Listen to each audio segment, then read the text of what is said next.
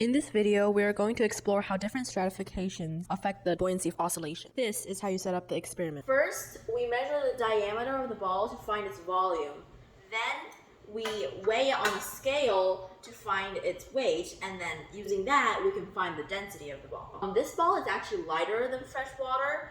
We will probably drill a hole into it and then fill some sand in it till it's slightly denser than fresh water and seal it with hot glue. After all the preparations, this ball's density is 1.022 grams per milliliter. We mix and pour salt water first.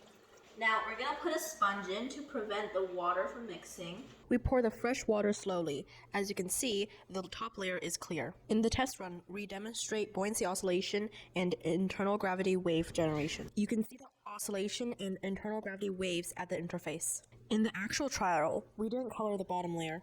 To avoid interference, we started counting the cycle when the ball started floating up. We count the time for 4 oscillations to calculate the average period.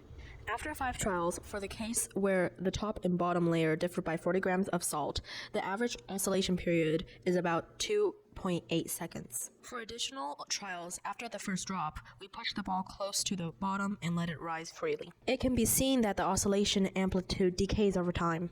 We repeated the experiment for additional density differences. For the 5-gram difference, the oscillation is very slow and damping is too strong, so we can only measure 1 oscillation. Overall, we find that this experiment can be conducted with household items. Smaller salt differences lead to longer oscillation times because smaller density differences leads to weaker buoyancy force, which results the ball to move up slowly. We also find that internal waves have larger amplitudes than surface waves, and viscosity and wave generation damps oscillation fast.